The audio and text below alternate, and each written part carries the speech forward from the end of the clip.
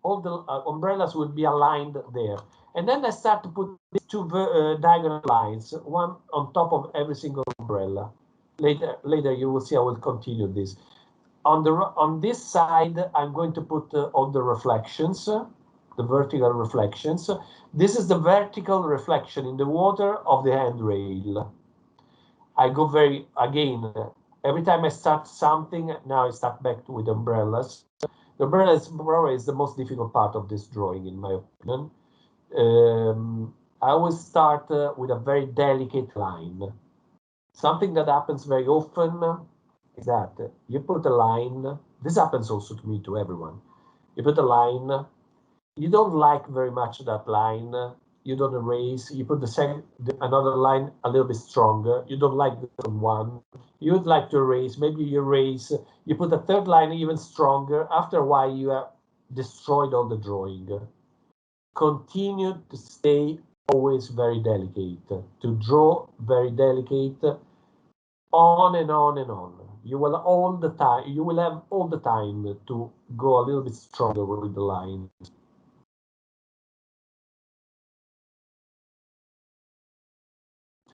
Every now and then I'm still relating with the perspective. So you will see that every now and then I still put my pencil to the center of the drawing, just in order to know that I'm going in the right direction with the vanishing point. You see, every now and then I take off the pencil just to see if I'm following the rule. Again, also here.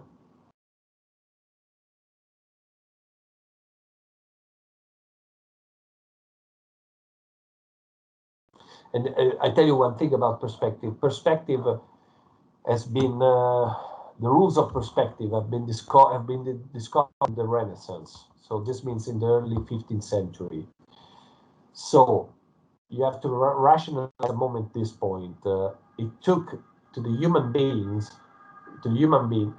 it took the whole history of the world up to till 500 years ago, more or less. So you don't have to pretend to learn the rules of perspective in 5 minutes in a workshop. It requires time. Enter little by little. It might be boring on one side every now and then, but what is very, very helpful is that once you learn the very basic points of perspective, if you're making a sketch, you're doing a sketch, and there's something that doesn't work and you don't understand why, the 90% of times it is because there is a mistake in the perspective.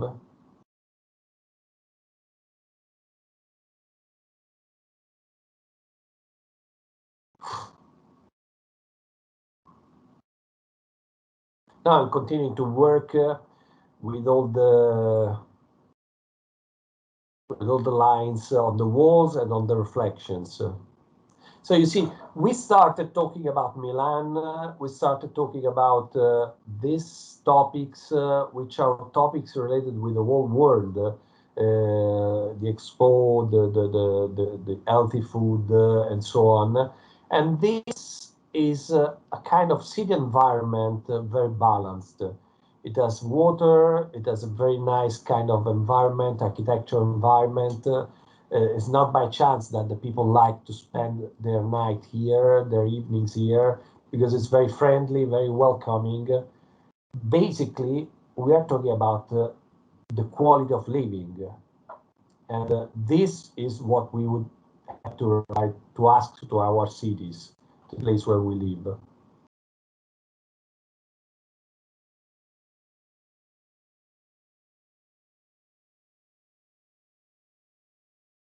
The more I go far, the less details, and I already told you this. There is another kind of perspective,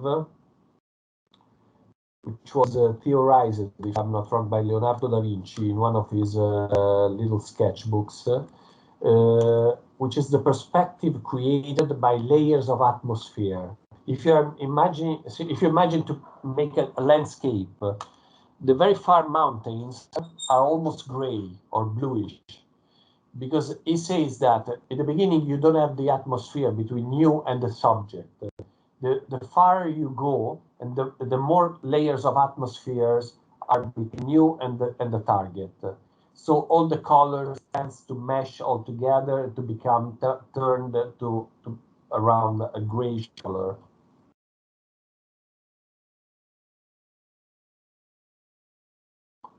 See, I'm continuing to pay a lot of attention to the vanishing point.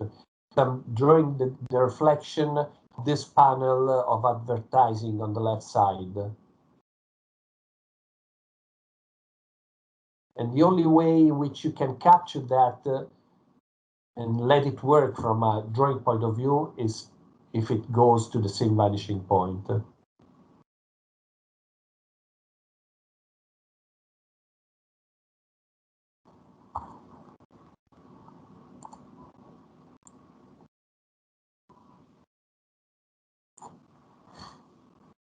Now something that I think it might be interesting for you. Oh, I switch off again the music. I start to draw the water. I like very much to draw with just one single supply, in this case with a pencil, because it forces me to obtain all the different shades, colors, atmospheres, and so on, all the details, using only one kind of line. So now I'm working on the reflections. To be honest, I don't know exactly why I decided to put all the reflections with vertical lines. It has been one choice. In some other occasions, I made other choices. In this case, I decided, and if you see, on the left side of the channel is much more enlightened than the right side. So on the left side, my lines are much lighter than the ones on the right side.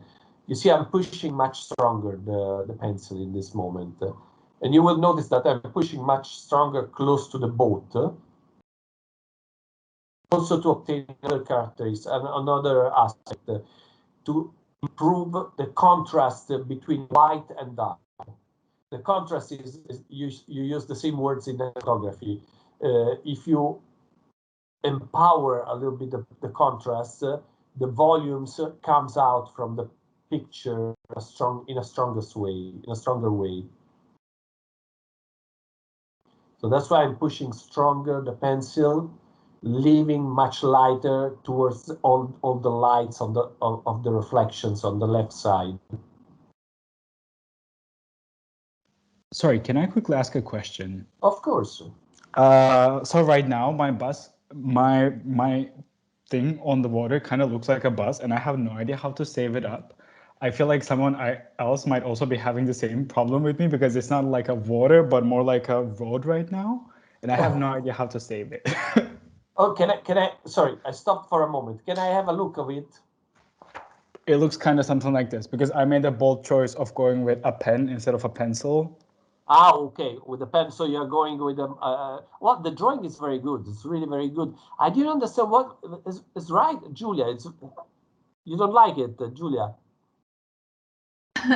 No, I like it. It's just a silent way to appreciate what is. Okay. Sorry. No, I like sorry. very much. I really like very much. I didn't understand what's the problem with the water. Sorry. Yes, thank you. I feel like it's kind of like a bus instead of a ship right now. No, I mean, the point is that you left a lot of space to the water. Mm-hmm. So the point is that the main difficulty is the aspect is that you have to cover a big amount of space with a good quality of lines. But you would have to, if I was in your position, and I'm conscious that it's pretty long, the walk,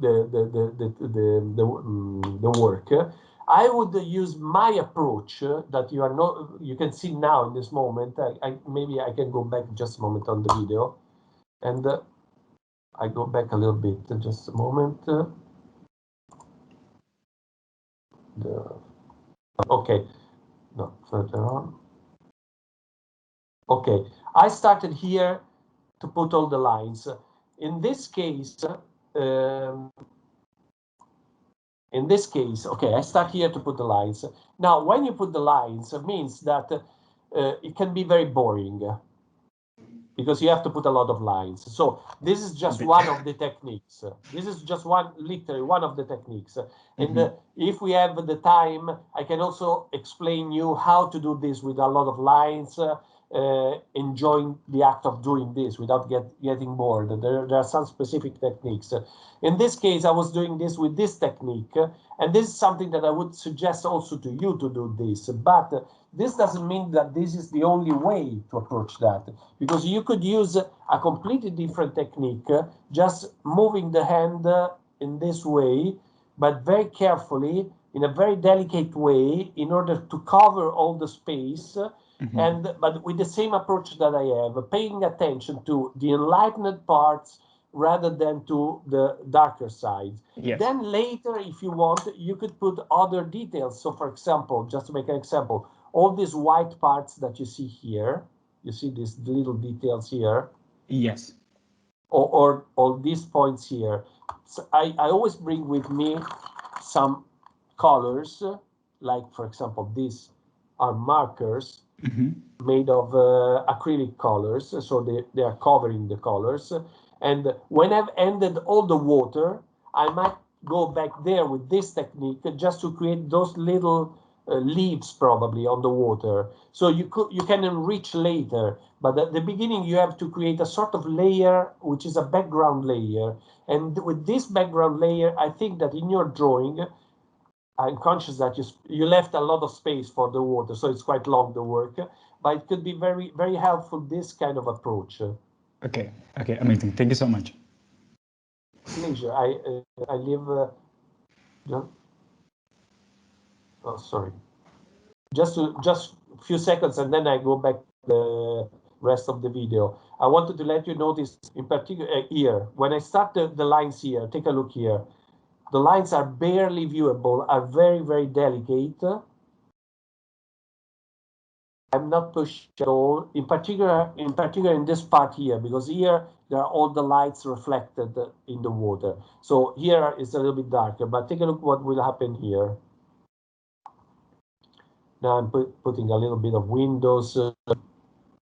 I'm not pushing the lines. It's much stronger, the line here on the handrail, if you see that, you know.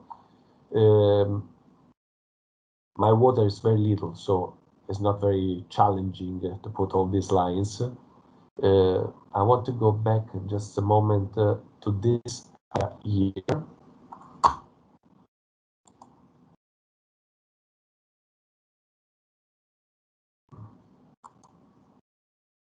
Sorry, just a second. Okay. Here I go much stronger. And by the way, you can use the same approach of pencil. I can tell you that one of my favorite medium to draw is this one. So the pen, it costs something around, I think, less than €1. I'm not sure. And I have thousands of these because I love to draw with this. And you can push stronger or lighter, that one. I want to jump a little bit further.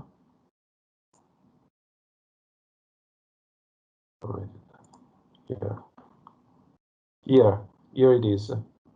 This point with the lights I start here now, is the one that I wanted to focus. Take a look about. I barely push on the paper, just a little bit. I left a distance from the lines because I want to give the impression of enlightenment all around. And then there is another point which is very important for me, and later you will see that I will work on that. These lines that I have created, I don't like them. I'm making all vertical lines, and then I create naturally these alignments. I want to cover these alignments because they are not. I don't like them, so I will work there in a while in order to avoid this sort of unnatural alignments. I bring back, sorry, the photos for those of you who were drawing how it was. It's like this. I don't remember anymore. Yeah.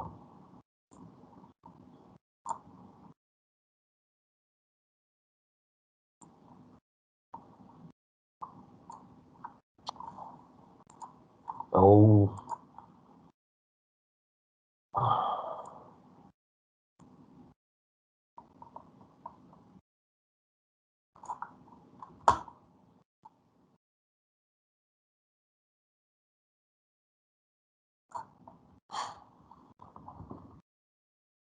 So now I'm putting a little bit more reflections. You see, I pay a lot of attention to some details because, well, of course, I have a big training about this, so I'm conscious about what could be helpful and what not. But sometimes it's much more related with the fact that not you in general, people in general don't pay attention to the details. And on the opposite, in one drawing, in one artwork, the details literally makes the difference. Now I'm working back on those lines that I was mentioning. You see, I want to mesmerize it. No, I'm not sure that it is the right word. I want to erase a little bit these alignments.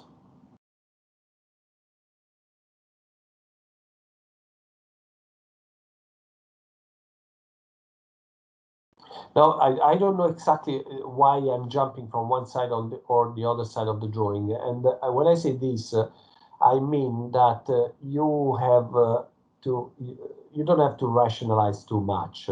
Once again, the point is that you have to enjoy to do that. So, for example, I made a series of drawings and works in which I used to put a lot of floorings and pavements made of tiles and so on. This is very boring. I like the result, but I needed to find a way in order to draw that and enjoy that. So and then I stopped to draw those floorings, and I start to draw something else. What I have done here now, I was bored to. I think I was bored to draw all the lines. All the lines of the water. So I decided to go on another side of the drawing, just for that reason.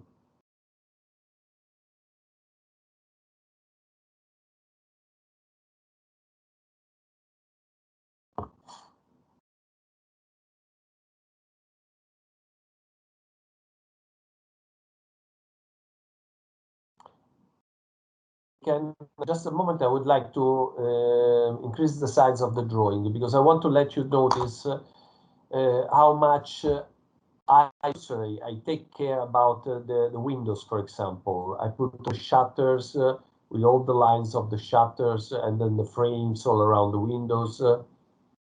Just for one moment, then I bring the image of the channel. See all the lines. In my opinion, in my personal style, let's say, I don't know if I have a style, but in my personal approach, they help me a lot in creating a nice, let's say, atmosphere in the end.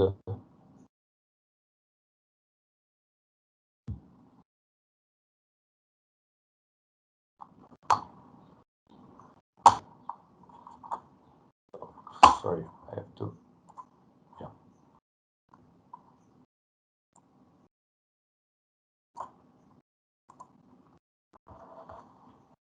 You see that all the umbrellas I barely left drawn just a little bit, just to give an alignment. I know that the windows will have to stop at the beginning of the umbrellas. Then later I will have my time to draw also all the umbrellas. And then I go back to the vanishing point because I must be sure that all the windows are aligned with that one.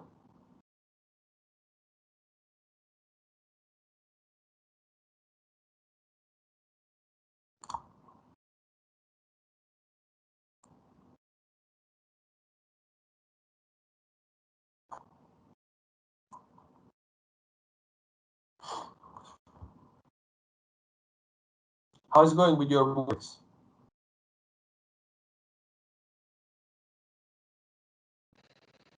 Good. It was very stressful I don't understand how it's possible to draw nighttime with a pencil.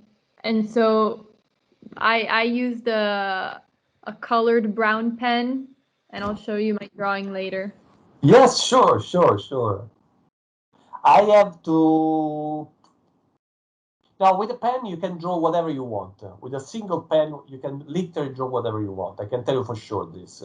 The technique can be very different. I don't know why it stopped. Oh. And basically, also the sky can be drawn in the same way in which I've drawn the water. So line or creating a little random series of lines. If you remember me, I can show you some drawings that I made only with pen for some monuments, I remember. And I can show you not the sky, but the shadows. Now I go back on the umbrellas so that I can create that layer of umbrellas covering all the street.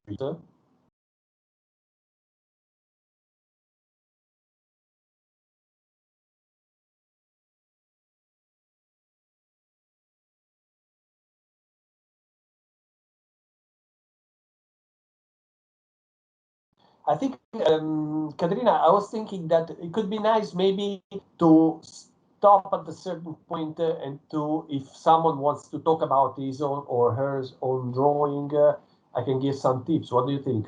I think that would be very nice.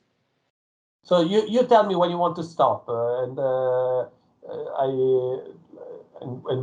I can show you the final drawing. How it ended? It's not so far from here, and then we can start talking about your works, and I can give tips to each one of you. I'm very pleased to do this. I think being that we have about 10, 13 minutes left, we can even start doing it now. Yeah, sure, sure. So I'm going to show you very quickly this. I didn't completed the drawing, but I can show you an image of the drawing completed so far, which is this one. So this is the drawing of this channel so far again, and this I wish I could have more time to complete also with the colors, because for example I like very much to mix the technique of the pencil, putting watercolors on the pencil, but in the end, I mean, this is a sketch, and this is a typical urban sketch, a typical view in which I captured what I didn't capture. Now I remember that. I forgot that. I wanted to put all these cables. I like a lot the geometries of the cables in the towards the sky, on the background of the sky. So I will have to complete them. So that's it. Let me just go a moment because I wanted to show you just an alternative technique. Sorry, just a moment. About drawing just using one technique in Berlin. I made some drawings, just a moment. For example, this is a completely different technique in using the pen in this case. This is the Brandenburg Gate in Berlin, in Unter den Linden, on Unter den Linden. And I like the idea of drawing everything using only shadows. And in this case, the shadows, I did the shadows with these random lines on the paper. So they are not anymore, every single line is aligned, is a vertical line or is a diagonal line. I just moved the pen everywhere just in order to complete the darker areas and more enlightened areas. And I wanted to show you one last thing, which is about Rome. I like a lot the floorings in Rome, which means that I have to work a lot when I do this. For example, this one, there's this one, okay. So you see, I've drawn all the pavement with all the different bricks. Now this is, well, maybe it's a little bit obsessive. I'm not sure. Probably it is so. I can admit that. But I like very much the result, because this, for me, brings immediately back the atmosphere of Rome. So sometimes, even if I don't want to do that, because maybe I have to go fast, I need to do that in order to obtain the result. Or sometimes if you have a client, because it is asked, one is part of the commission, for example. So in that case, I give you just a little tip. It's a very quick tip. You just have to draw without thinking about what you're doing. It's like when you are on the phone with a friend and you're doodling with your pen and you're sketching on the paper. You're not thinking about what you're doing. So I used to do this listening to a specific kind of music that I like. For example, I don't know, the Pink Floyd, just to make an example. So I start to listen all the details of the drum and the keyboards and I don't know, the solo of David Gilmour at the guitar. So in this way is a sort of automatic drawing. My hand moves by itself, and little by little I don't feel bored.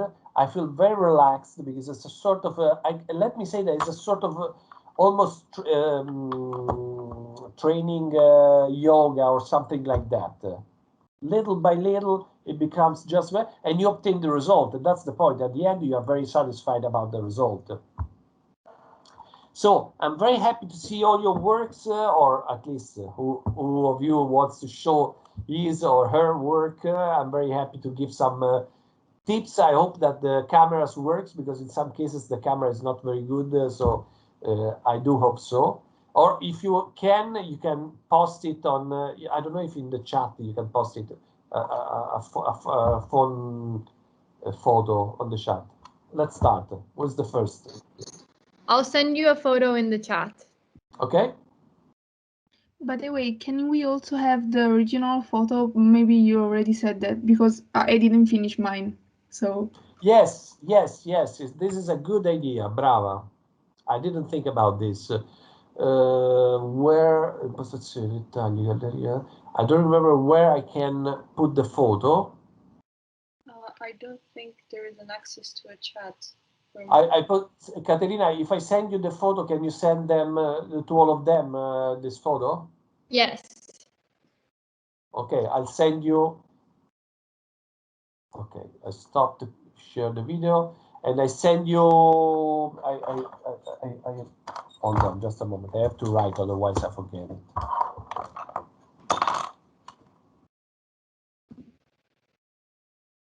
Okay.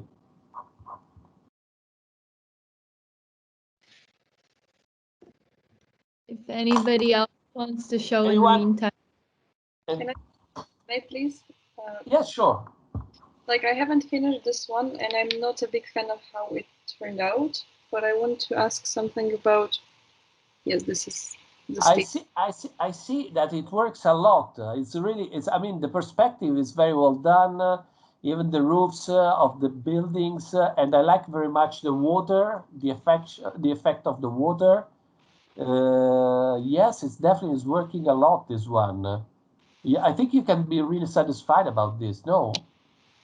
No, it's not the style that I generally use, because. May I show you something that I do? Of course.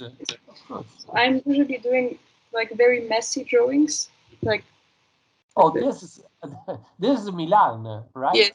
Yes. I recognize it. So you are in Milan in this moment? No, I was there not that long ago, but I'm usually like doing messy sketches, like fast No, ones. but this is beautiful. This was made with pen. Yes. The one in Milan with pen, right? Yes. So I tell you that if you use the pens, I mean, I'm not going to show you how many pens I have here. We can't. Just a moment.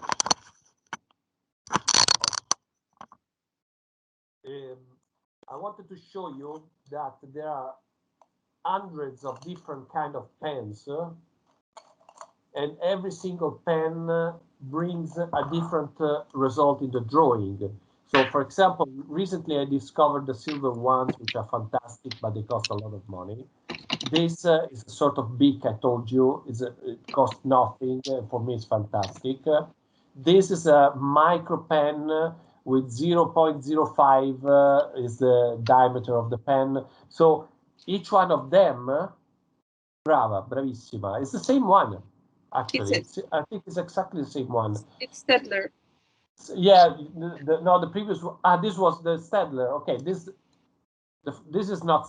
It's Stadler. Okay, I didn't recognize that. Yes, the Stadler is among the best ones, and but I think I'm not sure the drawing you did in Milan was not done with this one. No, it was done with a 0.5 ballpoint pen, just a simple gel pen. No, but it's very good. The drawing in Milan. You already know this, so I tell for your colleagues. Literally every single pen brings a different result, and this is impressive. Of course, I can draw with even with a piece of charcoal taken from the fireplace. It's not a problem for me.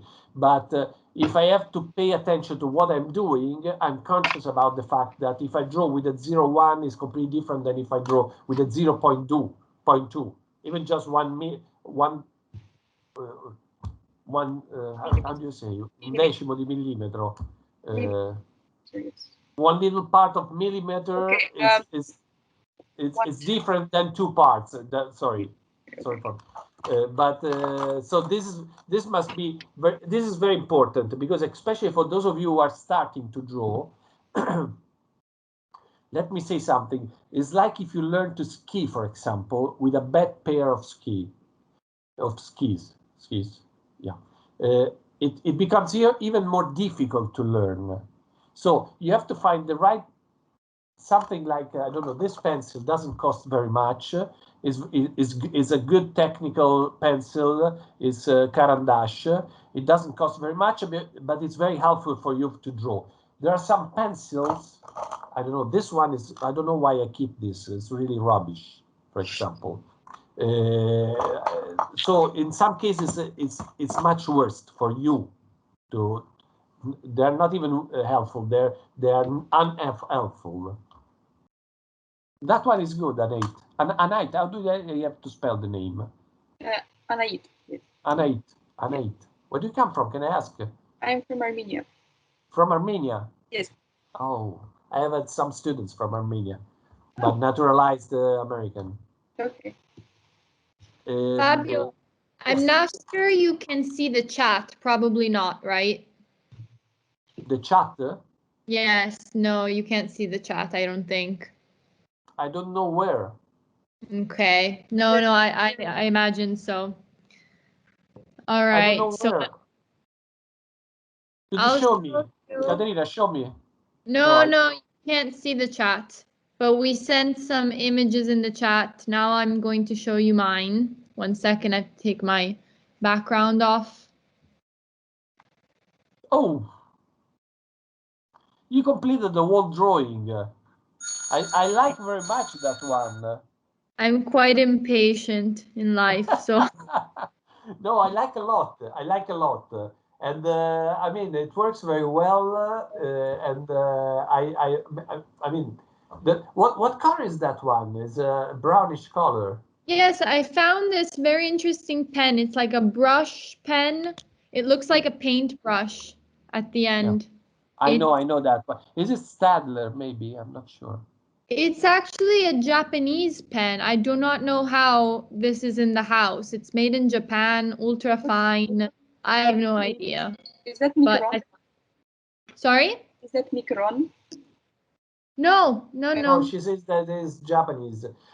For example, I can tell you one thing. The drawings that I made in Naples, I started to make those drawings because I had a new pen. And that pen was a Japanese pen bought in a shop of Muji. I don't know if you know Muji. So I bought that kind of brush pen, and I just wanted to enjoy myself. Let's see what happens. And came a drawing, and I was drawing something about Naples, and I thought, okay, what happens if I start to draw like if I have a normal pen, but it is a brush with the same kind of approach? And this what happened. I like it very much. And then I decided, okay, Naples from now and on, I will always draw Naples using this kind of technique. And sometimes, I mean, I like so much different. I'm literally plenty of them. This is an entire piece of. This is very dirty. It's a graffiti. Graffiti is a pencil. It's a pencil with this kind of thickness. This is another one I love so much. But this is very thick. So this is for paintings sometimes. Anyone else wants to show the work?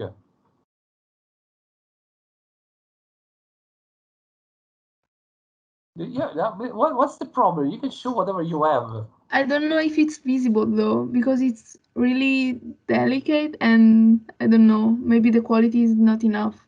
Is it Julia speaking? Yes. Yes, the quality is perfect. And also in your case, the perspective is working very well. Yeah, you can definitely go on. Absolutely. Yeah, absolutely. For sure. I really enjoyed the process. So thank you. I'm glad for you. I'm very glad for you. Caterina, but did you put also some color? Some other colors? I have somebody next to me that's been following on the class, and he drew this. This is with colors. Guys, I mean, I love all of this. In this case, there is just one little mistake, which is the reflections of the buildings on the left side, which could have to be, it would have to be vertical rather than diagonal. That's the only thing. And then I strongly recommend to all of you to work much more with a pencil rather than with pen or ink, because I mean, I did this with pencil, and I enjoy a lot drawing with pencil, but that one is beautiful as well. Someone else? Caterina, you give the time. I'm available to continue. I'm very happy to continue. Yes, in 2 minutes we should have Alessandro Fea, which is a musician that's going to be joining this same room. He's a great musician, a great musician. Believe me. Here he is. He just. I know him. Oh, Alessandro Fea, here he is. Great. We were talking about you in this moment. Alessandro, can you hear us? Yes. Hi, welcome. Welcome. We have just ended the workshop about drawing. Now you teach them to play guitar. We're going to have a live concert by Alessandro for a half an hour, and then we're going to conclude our day. Great. So Fabio, thank you so much, and feel free to stay and listen to Alessandro with us and join us if you wish. Otherwise, Thank you very much for your time and for teaching us how to draw a piece of Milano. Thank you very much to all of you. I really appreciate it very much, all your participation. And I'm going to send to Caterina the photo and enjoy the concert. Thank you. It was a pleasure. Thank you. Ciao Fabio. Grazie. I just closed my camera, but I put I want to listen to the music. Salutaci Fabiana. Ciao. Saluto Fabiana senz'altro. Grazie. E tu salutami mamma. Ciao, sì. Grazie. Ciao. Yes. Ciao.